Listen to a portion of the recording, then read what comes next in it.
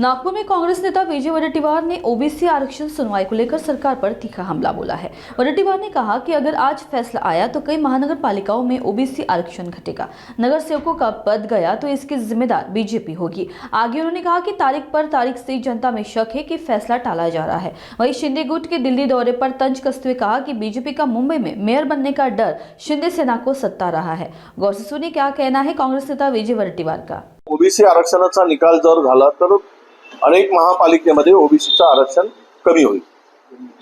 मग छाती बळवून घेणाऱ्यांना उद्या जनता जाब विचारेल की तुम्ही ओबीसीचं आरक्षण कमी का होऊ दिलात।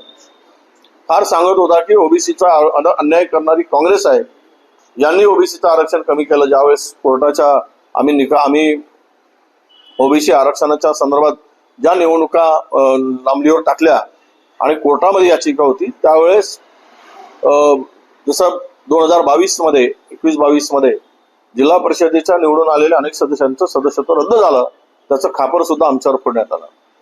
म्हणजे हे सगळं त्यांनी करायचं आणि खापर आमच्यावर फोडायचं।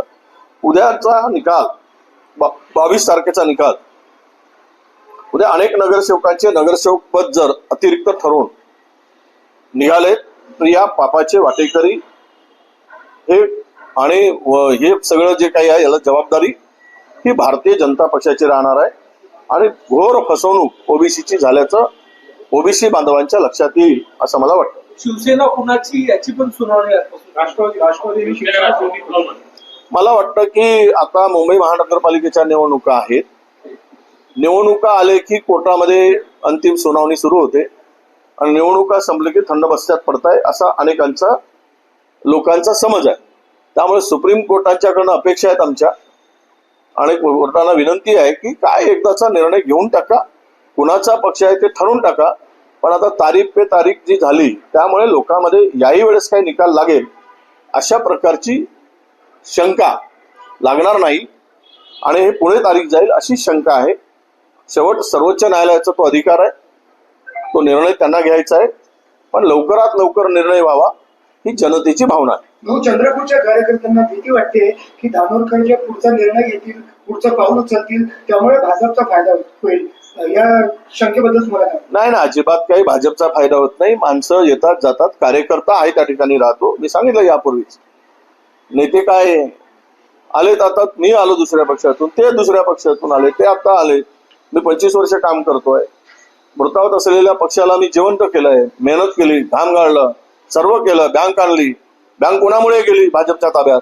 याला जबाबदार कोण आहे? जनतेतली लोक, चंद्रपूर जिल्ह्यातील जनता हे सगळं बघत आहे ना, त्यांना माहित आहे कोणाशी कोण हातमिळवणी करून बँक घालवली। त्यामुळे मला त्यावर अधिक वाद वाढवायचा नाही आहे, पण कार्यकर्ता आहे तो कार्यकर्ता आहे तिथेच आहे। कोणी राजीनाम्याचा वगैरे कार्यकर्त्यांच्या डोक्यात अजिबात विश्वास होऊ शकत नाही। आता हे जर मी निवडणुका जिंकलोच म्हणतायत तर त्यांनी ज्या आपल्या समर्थकांना उमेदवारी दिली ते सर्व समर्थक का पडलेत निवडणुकीत? सर्व समर्थक पडलेत आणि त्यामुळे फटका बसला पक्षाला। ते का निवडून येऊ शकले नाहीत की जनतेमध्ये त्यांचा काय विश्वास आहे की नाही, हाही प्रश्न जनता विचारते। सत्तेच्या उंबरठ्यावर चंद्रपूरमध्ये पोहोचले असताना दोन नेत्यांच्या वादात सत्ता तर हातची जाणार नाही ना अशी भीती एक निर्माण झाली। नाही, सत्ता वगैरे काही जात नाही। हे वाद छोटासा वाद आहे, हा वादावर पडदा टाकला जाईल आणि आम्ही टाकू।